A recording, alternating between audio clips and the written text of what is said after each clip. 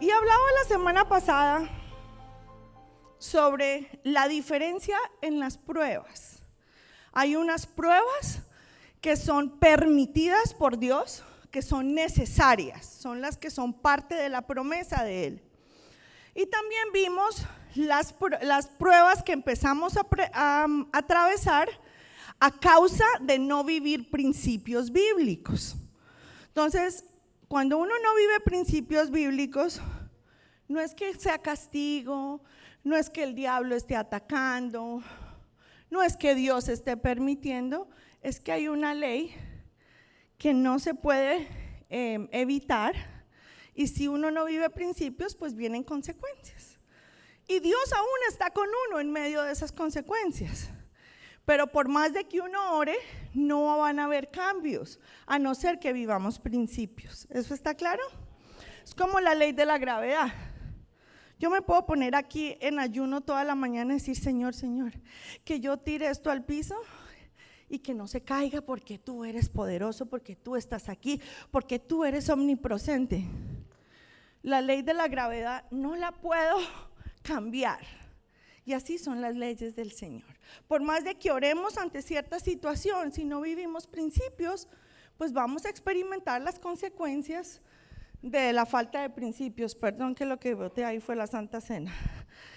Entonces, hablábamos de que el Señor nos dio una palabra al principio de este año como congregación y la hemos estado declarando. Fue la que vivimos en el campamento. Hemos estado recordando la palabra que el Señor nos dio. Y el Señor siempre que da una palabra, Él la cumple, ¿sí? Y Él dijo que este era el año para que fuéramos fructíferos y para que nos multiplicáramos en todas las áreas de nuestra vida. Su primera instrucción fue que Él nos daba autoridad para que nos fuéramos a fructificar y a multiplicarnos. Y hemos empezado una serie hace varios meses donde hemos hablado identificando lo destructivo en nuestra vida. Porque nosotros podemos estar sembrando, pero si tenemos puertas abiertas, pues el devorador se va a robar la semilla. Entonces hay que identificar lo destructivo para que la semilla no sea robada y para que pueda dar el fruto por el cual fue diseñado. El Señor no quiere complicarnos la vida, no nos la quiere amargar. Él nos dejó instrucciones claras en su palabra y nosotros insistimos en vivir nuestra vida como nosotros queremos o como nosotros la queremos acomodar para nuestra conveniencia, justificando lo que hacemos que es contrario a la palabra. Y usted me dirá: no, pero esa no es mi idea. Correcto, pero ¿cuánto de lo que la palabra dice usted hace o yo hago? Por eso a mí me encanta la palabra. Yo soy apasionada por la palabra porque ahí encuentra uno todo. Hablábamos con nuestro hijo esta semana y le decíamos: apagué la luz del cuarto y le dije, quedó oscuro el cuarto, y prendí el celular y le dije: lámpara a tus pies es la palabra de Dios, y esa lámpara va a alumbrarte el camino paso a paso. Cuando tú estás en oscuridad, como estamos todos en un mundo oscuro, la palabra de Dios trae luz a nuestro camino, pero no nos alumbra todo el panorama. No sabemos qué va a pasar en un mes, no sabemos qué va a pasar ni siquiera la próxima semana, es más, no sabemos qué va a pasar mañana. Pero cuando vivimos con la palabra como lámpara a nuestros pies y lumbrera a nuestro camino, sabemos que siempre vamos a estar dentro de la voluntad de Dios, aún viviendo pruebas, aún en el desierto, aún en medio del dolor, de la escasez, pero sabiendo que la prueba que estamos viviendo, si es de parte de Dios, no solo vamos a terminar al final con victoria, sino que nuestro corazón va a ser transformado. Realmente lo que el Señor quiere es transformar nuestros corazones. Tenemos demasiada idolatría. Estamos tras muchísimas cosas y si queda tiempo, se lo dejamos a Dios. No, pastora, pero es que yo oro desde mi casa. Chévere, ora desde la casa, pero ¿qué dice la palabra? La palabra dice que te congregues. La palabra dice que sirvas en tu iglesia. Entonces hablábamos de las pruebas que Dios permite en nuestra vida para que nosotros crezcamos.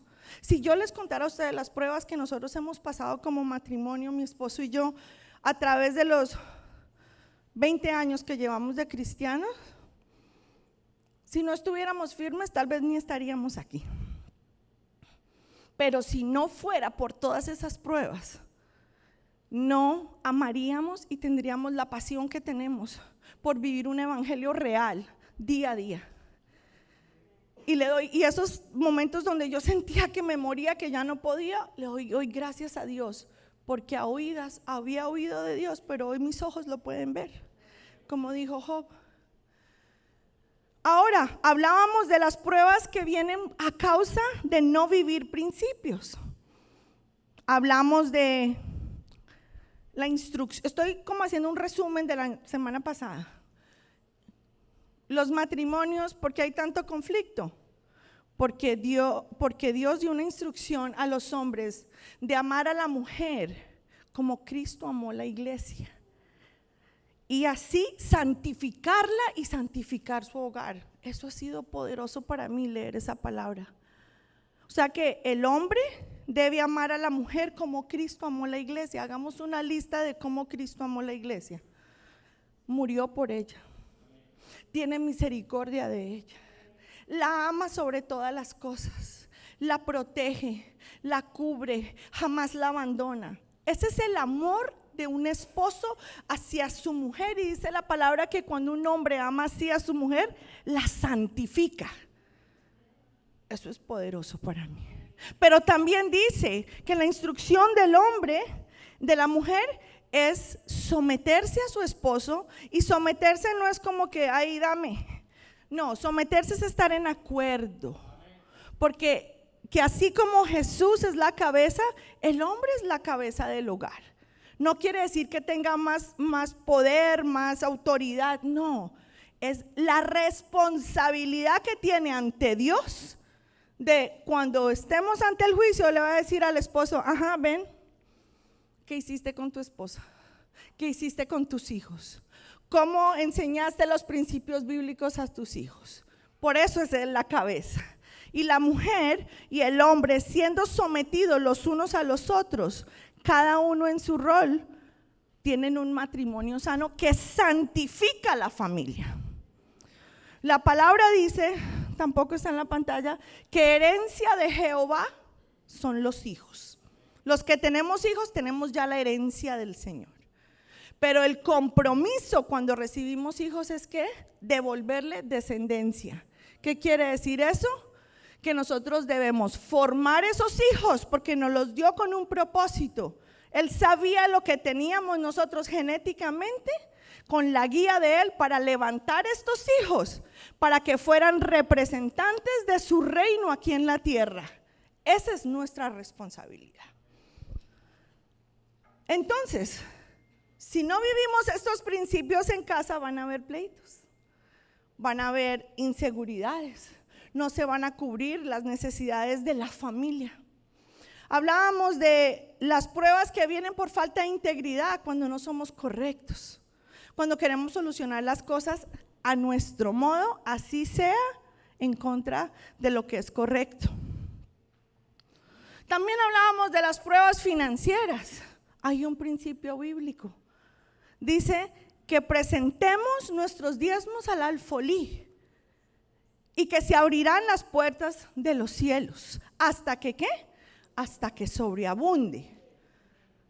Yo les decía hace 8 días, es mejor tener 90% bendito que 100 maldito. Cuando no somos generosos, bloqueamos las puertas de los cielos. Yo he contado cuando una vez pasamos unas pruebas, éramos 4 familias, y uno puede decir, no, pero es que yo no tengo para ofrendar o para diezmar. Y una de las familias tenía una bolsa de esas grandes de arroz, la partió en 4 para las 4 familias. siempre tenemos para ser generosos. Cuando nuestra confianza está en Dios, somos generosos. Cuando nuestra confianza está en Dios, vamos a ser personas que diezman. Y cuando uno hace eso, dice la palabra que lo probemos a ver si no va a sobreabundar las bendiciones en nuestra casa. También hablamos de la falta de vivir principios en nuestras disciplinas espirituales.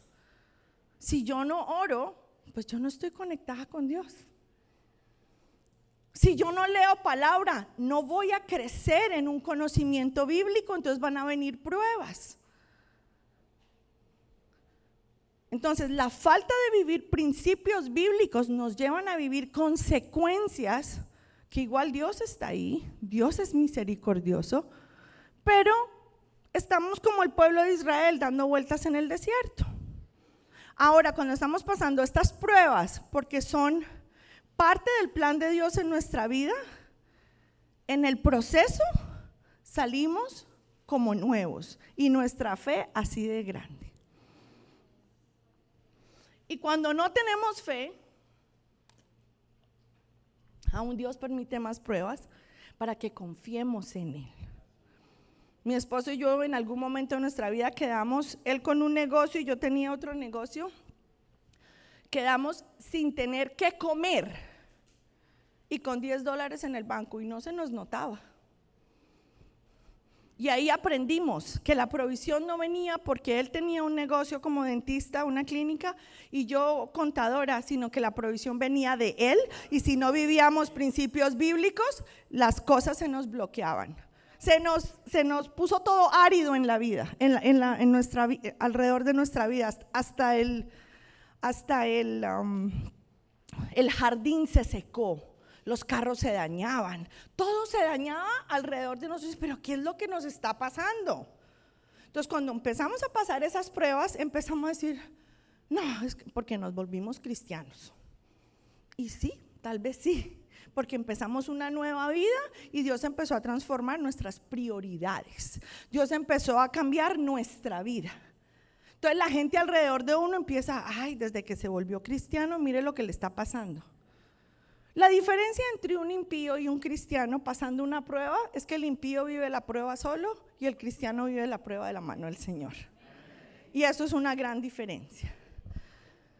Entonces, entendiendo hasta aquí que hay pruebas porque las manda Dios o permite Dios, no es que las mande, las permite para nuestra transformación, para que nuestra fe sea ensanchada, y que hay otras pruebas que vienen a causa de no vivir principios bíblicos.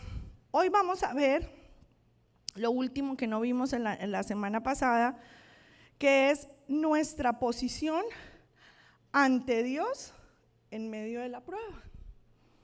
Sí, porque nuestra posición, primero tenemos que identificar, esta prueba es porque la está permitiendo Dios, yo me gozo en medio de la prueba.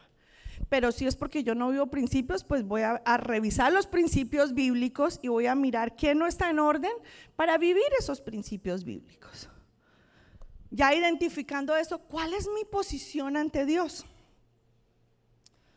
Y enfrentar las pruebas de Dios, ante Dios, primero que todo nos tiene que llevar a una actitud de confianza en Él.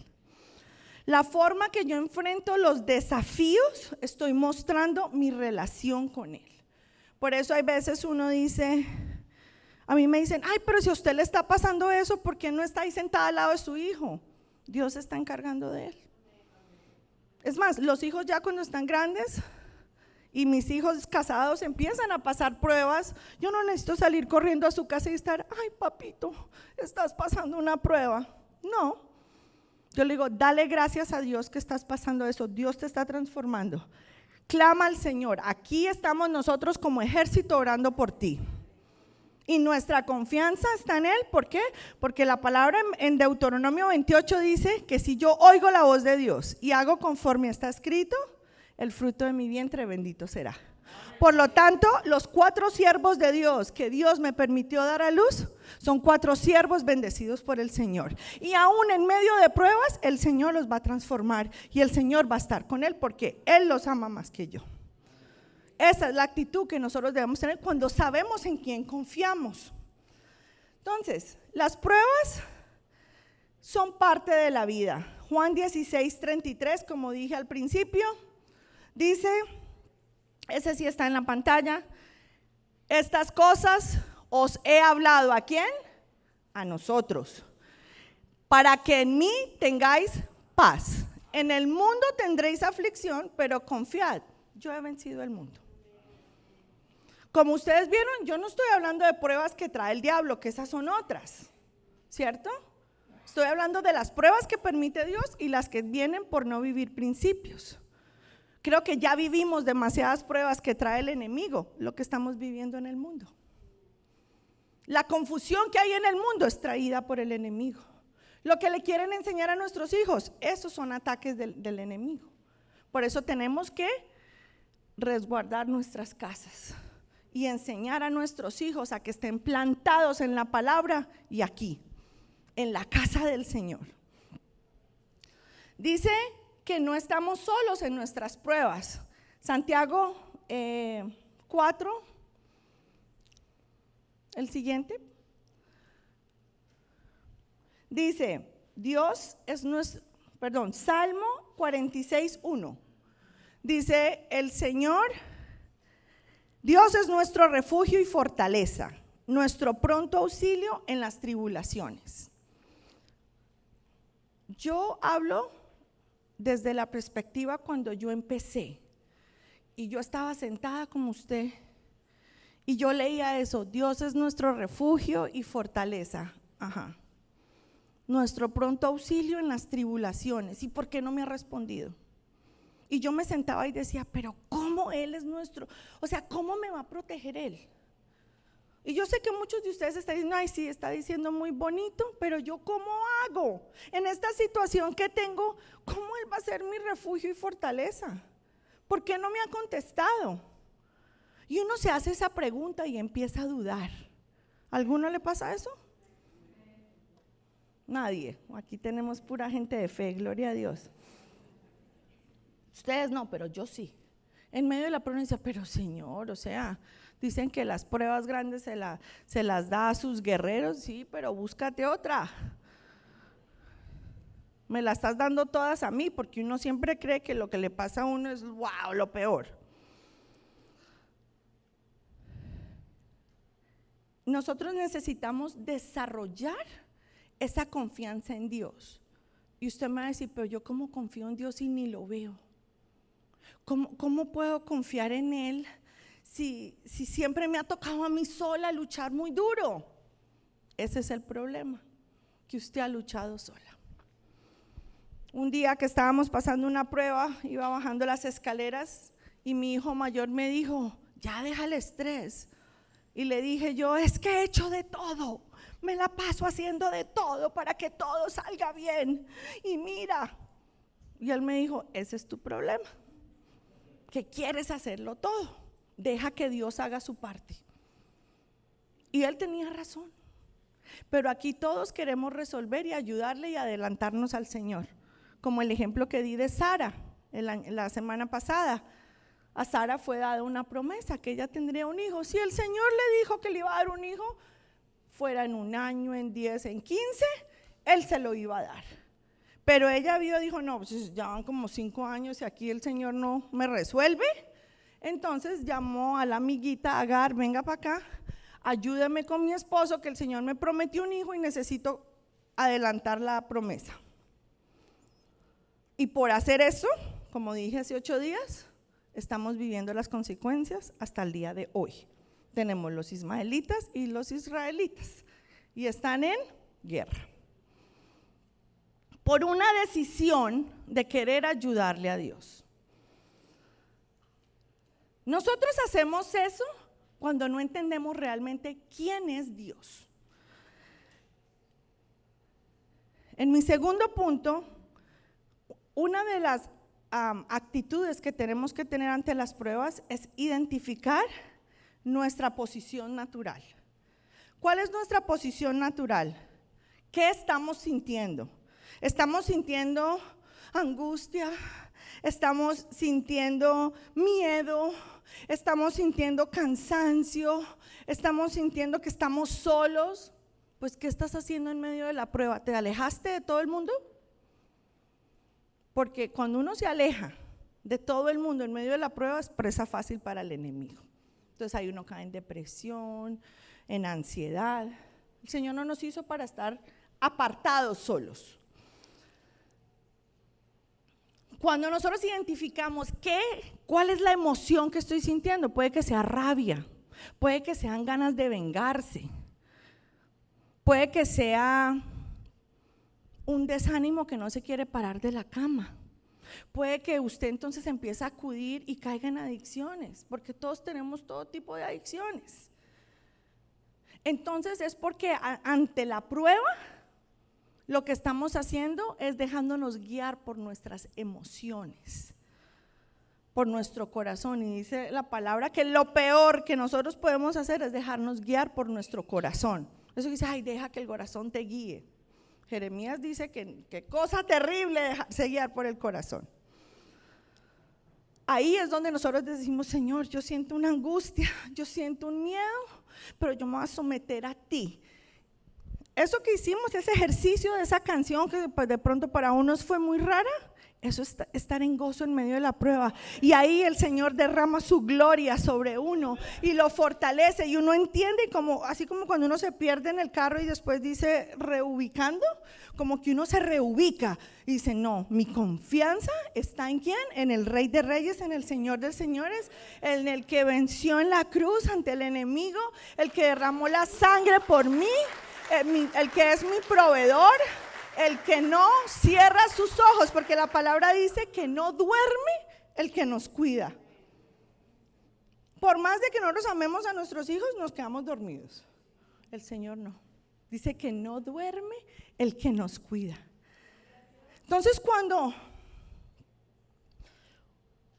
uno identifica todas esas emociones, rabia, ira, venganza, desánimo, angustia, miedo, uno tiene que decir, Señor, quítame esto, yo no me voy a dejar guiar por esto. Y uno tiene que hacerse como un lavado de cerebro, ¿cómo? Declarando la palabra de Dios, recordando la palabra de Dios. Pero ¿qué hace uno en medio de la prueba? Amor, ven. Entonces, ay, tengo angustia, pero desde que yo tenga a este hombre al lado mío, todo va a estar bien. Mentiras, mentiras. Gloria a Dios por mi esposo, pero él no es mi proveedor ni mi solucionador.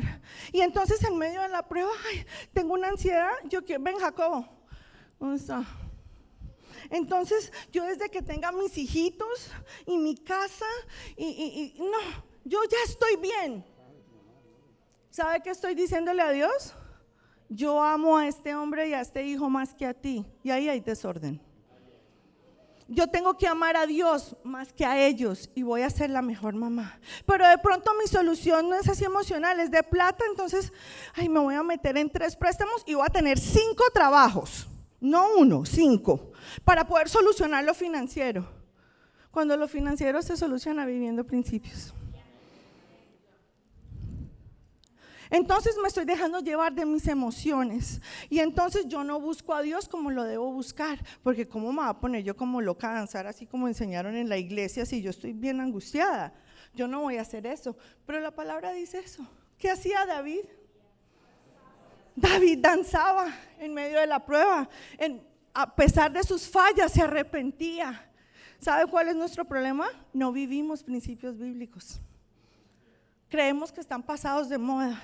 La palabra es la misma ayer, hoy y por los siglos, y tiene los mismos efectos de ayer, hoy y por los siglos los tendrá. Pero no, eso ya es ridículo vivir así. Después van a decir que soy un aleluya. Gloria a Dios, que nos llamen aleluya. ¿Cuánta gente está sufriendo afuera, solo, en carne viva y a palo seco, como decimos en Colombia? O sea, familias quebradas, hijos sin dirección, gente pasando hambre. Cuando yo paso y veo la gente que está en la calle, yo digo, uno llega a un punto, porque uno se pregunta, ¿cómo llega alguien a ese punto? Muchos de nosotros somos homeless emocionales y nos acostumbramos ahí a vivir así. Somos hijos del Rey y Dios quiere una vida diferente para nosotros. Cuando nosotros entendemos en dónde estamos arraigados, vamos a ser personas fieles al Señor ante todo. Vamos a ser leales, vamos a ser sumisos, vamos a ser obedientes y comprometidos ¿a quién? Primeramente a Dios. Y nuestros valores van a estar alineados con la palabra y no van a ser negociables. Pero nos queremos dejar llevar por lo que la amiga dice. Ay, a mí me dicen, ay, tú no sales de la iglesia. No. Ay, nunca puedo hacer una fiesta el domingo. No, pues si quieres que haya, hazla el sábado y yo voy. O después de la iglesia paso. Pero es que, ¿acaso te vas a ir para el infierno si no vas a la iglesia? No, pero es parte de mi vida. Ninguno aquí sale sin bañarse, espero, sin lavarse los dientes. Hay cosas que cada uno hace que no deja de hacer. Así le digan, no te laves los dientes. ¿Y por qué con las cosas del Señor somos tan de doble ánimo? ¿Por qué? ¿Por qué no establece? Mira, cuando uno se establece en los principios bíblicos, lo que uno hace es que el Señor trae a estas personas a vivir esos mismos principios. ¿Sabe que el porcentaje de todas las cosas que están enseñando afuera es más bajo que el porcentaje de gente cristiana, y ellos están teniendo más efecto? ¿Saben por qué? Porque ellos sí hablan, porque ellos sí gritan, porque ellos se establecen, porque ellos lo gritan. O sea, en mi cabeza no cabe que una mujer haya sacado la Biblia de las iglesias. A mí en mi cabeza no cabe eso, pero eso sí, a eso sí se dieron. O sea, yo de verdad que en los últimos 3 meses he estado diciendo, pues si una lo sacó, pues ayúdame a ver si se puede meter otra vez la Biblia en la escuela. ¿Por qué no? Porque nos limitamos y dejamos que lo que viene del mundo tome control. Yo no creo que aquí ninguno, ¿cuántos son papás aquí? Ven un ladrón en la casa, en la puerta, con una metralleta y van a decir, no, pues sí, siga, acomódese. ¿Qué le sirvo? O sea, usted se va a hacer matar, pero nadie va a tocar a sus hijos ni a su esposo o a su esposa. ¿Y por qué no somos así con las cosas del Señor? Tercer punto, tenemos que cambiar nuestra posición emocional a una posición de confianza en Dios. Somos demasiado emocionales, vivimos en el pasado, en lo que nos hicieron. Mire, si hay gente que Dios sacó de su vida y a usted le duele, yo sé que es eso y me duele, porque cuando yo amo con toda, y como que yo no entiendo cuando la gente es desleal con uno, porque uno la da toda y en esos momentos dice, me voy a volver bien mala, me voy a volver diferente. No puedo, esa no es mi esencia. Porque esa esencia la puso Dios en mí. Pero también recuerdo que la palabra dice, no te canses de hacer el bien, Gálatas 1:10. No te canses de hacer el bien, que en tu tiempo recogerás. Pero hay cosas que son bien difíciles, que uno dice, pero es que ¿cómo me hacen esto? O sea, como que uno no le procesa el cable en la cabeza. Pero aún eso tiene propósito en la vida de uno. Aún tiene eso propósito en la vida de uno. Entonces, cuando uno deja de ser tan emocional y pone su confianza en Dios, Salmo 10:16 dice, el Señor es Rey para siempre. Las naciones han desaparecido de su tierra. Y usted dirá, ¿y eso cómo me hace a mí cambiar mi posición? ¿Usted sabe realmente quién es Dios en su vida? Porque cuando entendemos realmente quién es Dios en nuestra vida, todo cambia. Todo tiene que cambiar. ¿Conocemos y entendemos los atributos de Dios? ¿Qué es eso? ¿Quién es Dios? Los atributos exclusivos de Dios. O sea, nadie en la vida, nadie tiene lo que vamos a ver. Vamos a ver en el Dios que nosotros podemos confiar en medio de las pruebas. Let me have the graphic, please. Dios es omnipresente. Esto es lo que es al Dios que servimos, que amamos. ¿Ok? Entonces, ante una prueba, Dios es omnipresente. ¿Qué quiere decir eso? Que Dios está aquí. Dios está con mi hijo donde él está predicando. Dios está con mi otro hijo donde está congregándose. Dios está con mi papá en Colombia. Dios está con el que yo me preocupe. Dios está ahí. Él está aquí y allá. Usted, por más de que quiera, yo he tratado, créanme, ser omnipresente en varios lugares no se puede. Literalmente he tratado. Si yo estoy ante un problema, entonces el hijo, no, mejor que no vaya, que no estudie, porque es que a mí me da nervios que se vaya a la universidad solo. ¿Cómo así? Si Dios está con él, si usted le dio buenas raíces, la promesa es que así se aleje, volverá. Entonces, Dios es omnipresente. Dios es omnisciente. Dios todo lo sabe. Él sabe absolutamente todo. Mire, le podemos, como dicen en Colombia, echar a la gente mentiras. Dios todo lo sabe. Le pueden mentir en su cara. Dios todo lo sabe. Dios es omnipotente. ¿Qué quiere decir eso? Que Él es el todopoderoso, que Él todo lo puede. No, que esto, no, eso no se puede. ¿Cómo que no se puede? A mí me dicen no se puede y es como que me dan gasolina para que sí se pueda. Porque yo confío en un Dios que todo lo puede. Dios es trascendente. Él no cambia. Nosotras amanecemos hoy de buen genio, mañana de mal genio. Hoy queremos ir a la iglesia, mañana no. Hoy amamos a Dios, mañana no confiamos en Dios. Él trasciende. Dios es inmutable. ¿Qué es eso? No cambia. Dios es perfecto y santo. Él es el único.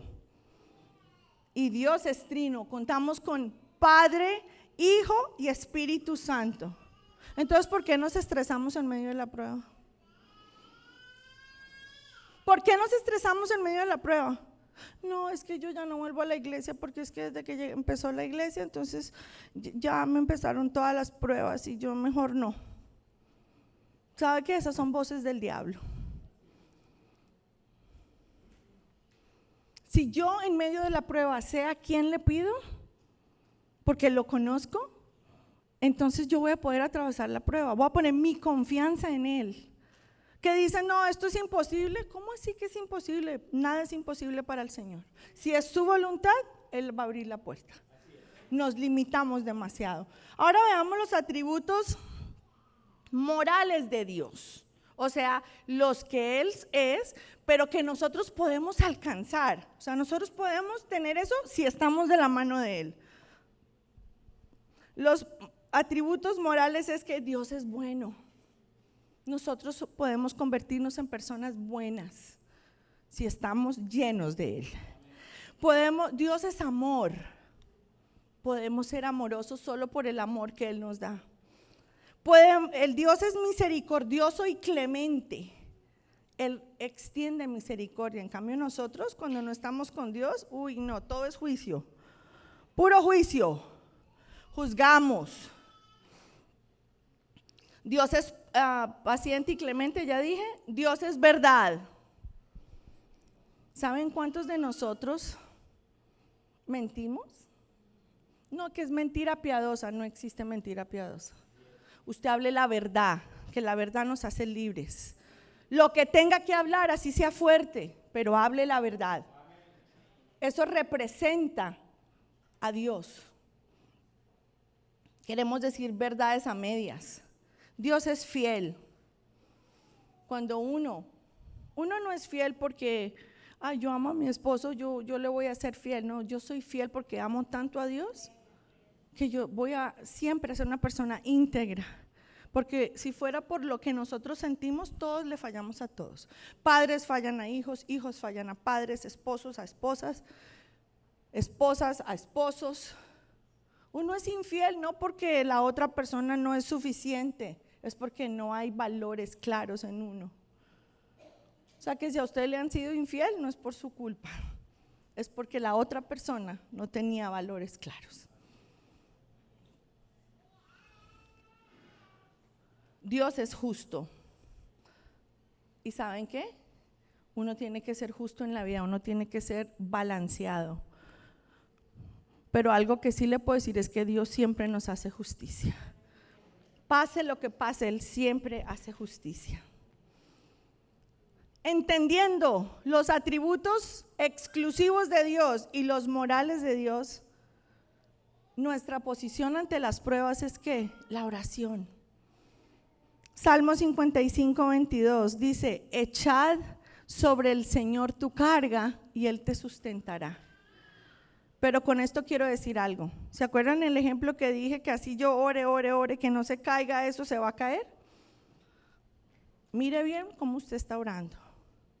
Hay oraciones almáticas que llegan al techo. Ay, Señor, ayúdame a obedecerte y a que se me quite este orgullo y a que todo se arregle en la casa. Y me acuesto a dormir. ¿Eso es una oración? No, primero de todo, para ser obediente a Dios, lea la palabra y muera usted a usted. Que se le arregle todo en la casa, no, usted empieza a poner orden en su casa. Porque es que el Señor ya hizo lo que tenía que hacer y era morir en la cruz.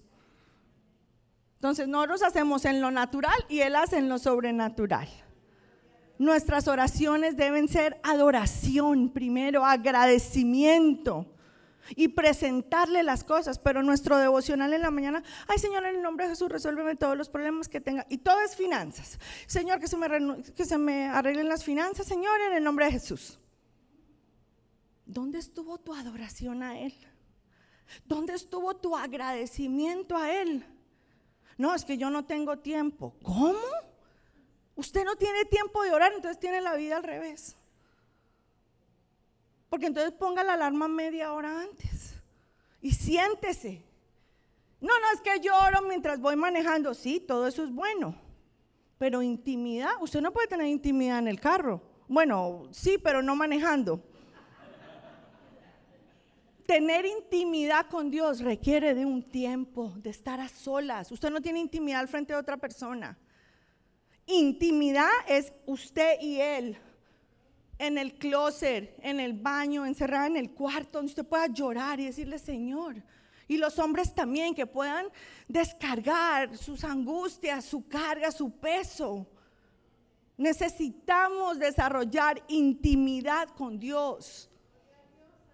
No, que eso lo hagan los pastores. Intimidad no es a la carrera. Intimidad es dedicando tiempo a adorarlo, a alabarle, a leer la palabra, a meditar en ella y a escribir qué habló Dios a mi vida hoy y qué voy a hacer al respecto. No, pero esta señora no tiene nada que hacer, que puede hacer todo eso. Mire, algo que he aprendido en los últimos meses, eso que dice: ay, es que no tengo tiempo de llamarte, no tengo tiempo de hacer esto, no tengo tiempo de trabajar, no tengo tiempo de estudiar. Uno le da tiempo a lo que le importa.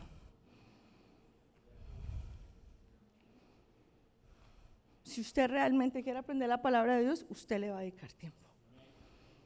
Si usted realmente quiere levantar hijos temerosos del Señor, usted va a invertir tiempo en la casa del Señor. Si usted realmente le importa a alguien, usted le va a mandar un texto, usted va a llamarla. Porque uno le da tiempo a lo que le importa. Si uno no da tiempo es porque pues no es prioridad. ¿Sabe a mí qué me hizo leer la palabra y apasionarme por ella? Una vez que escuché una predicadora que dijo: Dios me habló, y yo estaba recién convertida. Yo le dije: ¿qué? En Colombia le decimos a las mujeres viejas, o sea, no es como grosería. Y yo dije: no, si a esa vieja Dios le habla, a mí me tiene que hablar. Y ella hablaba cómo se levantaba en la madrugada y yo decía, pues yo voy a hacer, porque si a ella le habla, pues que me hable a mí, porque yo decía, no, si a mí Dios me habla, wow. Y fui a meterme a mi closet a orar. Y yo era así orando y de pronto empezaba a mirar mi ropa y yo, ay, esa blusa no me la he puesto. No, estoy siendo honesta, porque uno al principio no sabe cómo conectarse con Dios. O empezaba a orar y, ay, tengo que hacer tanta cosa y yo aquí metida en el closet haciendo nada. Mentiras del diablo. Hasta que ya pasaban momentos donde yo estaba ahí media hora, 40 minutos. Ahora, ese tiempo no es para que usted lleve venga esposo, para que tengamos intimidad con Dios, porque Él va a creer que usted está loca. ¿Okay? La intimidad con Dios es usted solo, cada uno vive la intimidad con Dios solo. Conozco una persona por ahí que su esposo le fue infiel y ella lo perdonó y le dijo, te perdono si te metes 3 meses conmigo al closet cuando yo vaya a tener intimidad con Dios. Y ella duraba 2 horas orando y danzaba y oraba. A los 2 meses el esposo le dijo, no, mejor no me perdone, yo me voy. Porque así no es la forma. Cada uno vive su intimidad con Dios como puede, como sabe. La relación es de cada uno con Dios. No obligue a nadie a tener esa intimidad. Eso cada uno solito lo tiene que decidir. C, aférrate a las promesas de Dios. Jeremías 29:11 dice, porque yo sé los planes que tengo para ustedes, planes de bienestar y no de calamidad, para darles un futuro y una esperanza.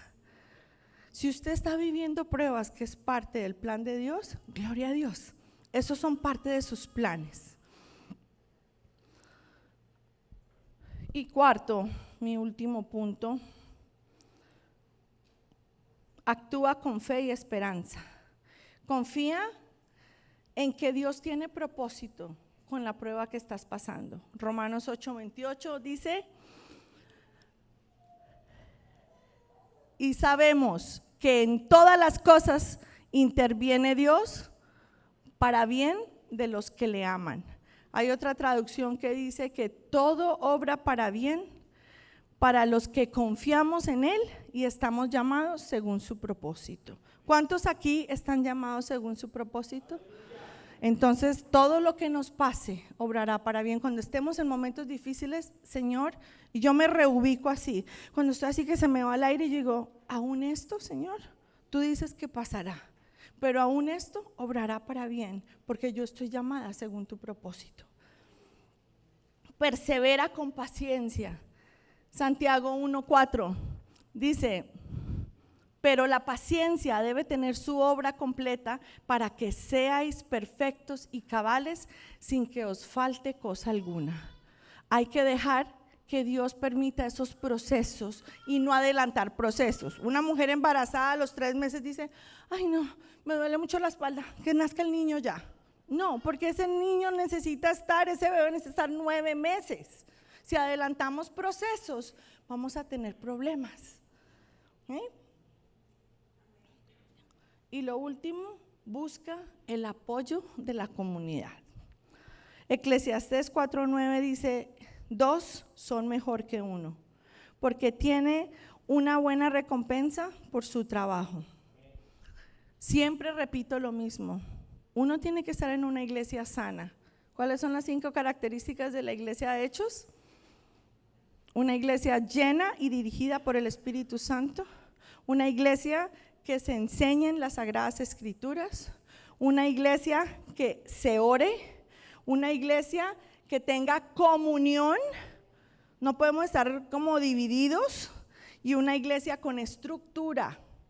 Eso es una iglesia sana. Y cuando Dios lo pone a uno en una iglesia sana, uno en esa iglesia va a escuchar predicación, va a ser discipulado, va a tener comunión con otros, va a llevar a cabo la misión de Dios en su vida, porque es que nosotros andamos tan ocupados con nuestra agenda que se nos olvida que llegamos aquí a este mundo con una agenda diseñada por Dios.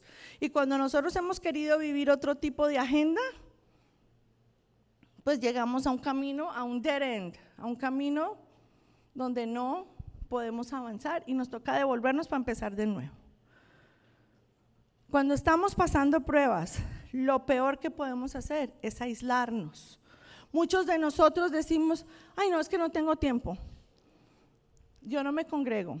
Y nos volvemos, como hablábamos hace 8 días, personas de doble ánimo, inconstantes en todos los caminos. Si uno va a hacer algo bien para el Señor, que tenga uno el compromiso con el Señor, y de resto todo se va organizando. Traten y verán cómo se ponen prioridades claras y todo se va organizando. En resumen, todos vivimos pruebas. La realidad de nuestra vida es que vamos a atravesar pruebas, pero la promesa de Dios es que Él estará con nosotros. Tenemos un Dios que todo lo puede, que todo lo sabe. Cuando no tenemos la posición correcta ante las pruebas, vamos a ser tumbados para solamente tener que pasar el proceso y volvernos a levantar. Es mejor perseverar y sobrepasar las pruebas de la mano de Dios. Cierre sus ojos ahí donde está.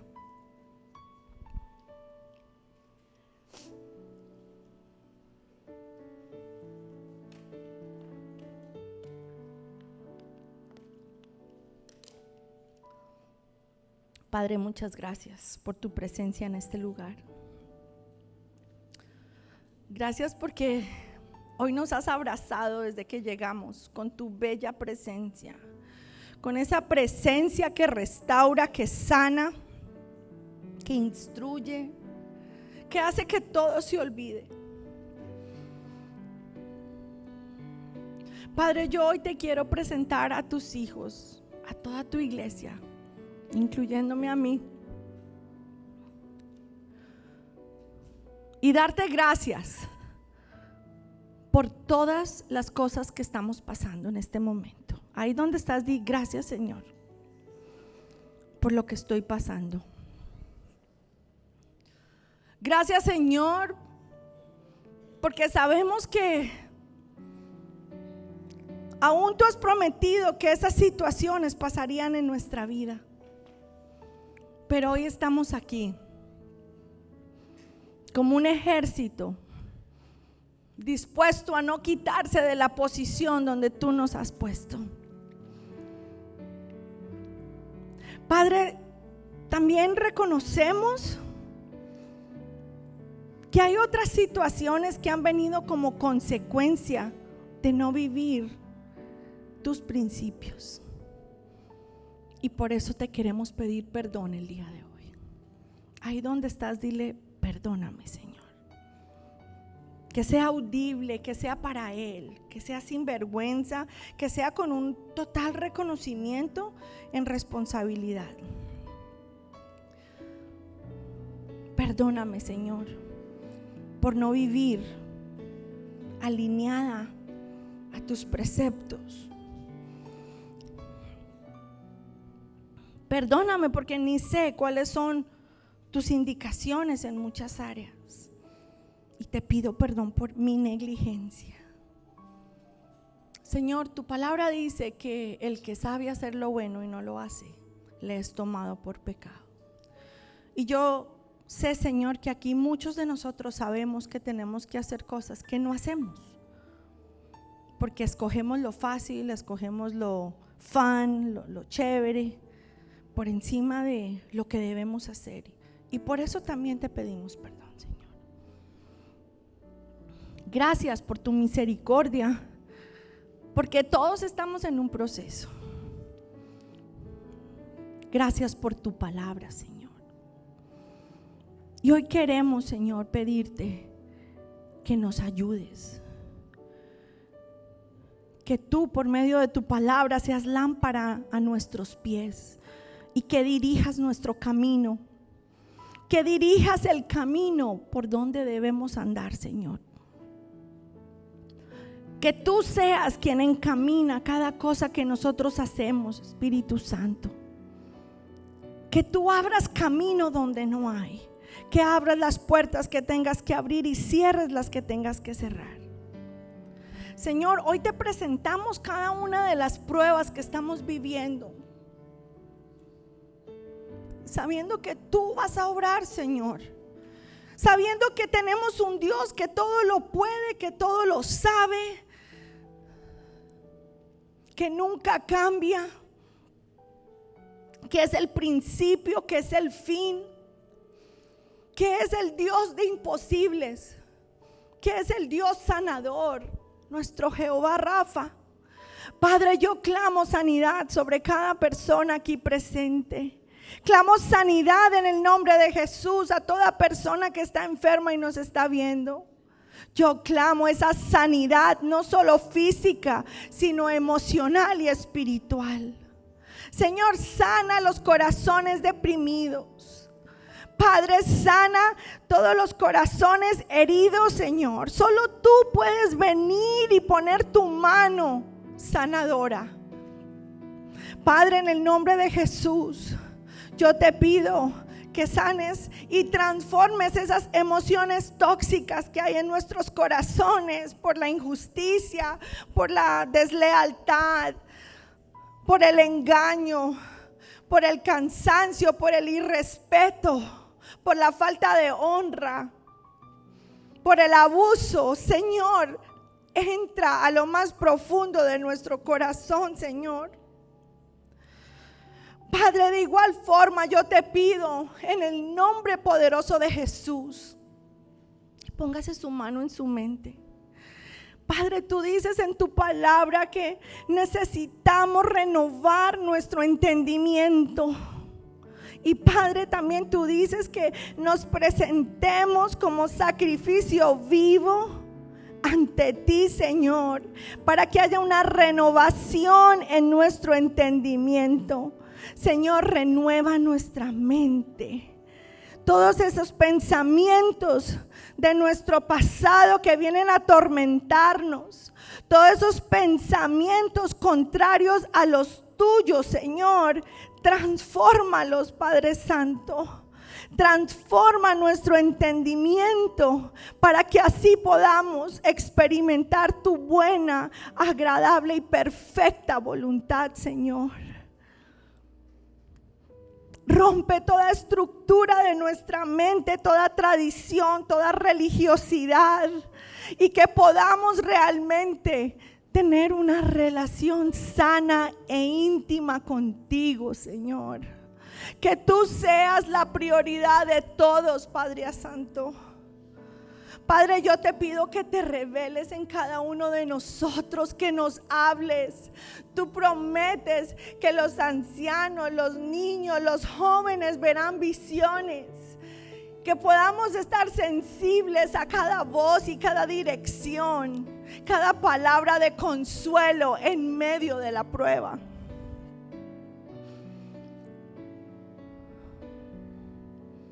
Padre, sabemos que, como cantamos hoy, no moriremos, sino que viviremos y veremos la victoria en ti, Señor, para glorificar tu nombre, para que otros digan: si ellos atravesaron, yo también puedo atravesar la prueba.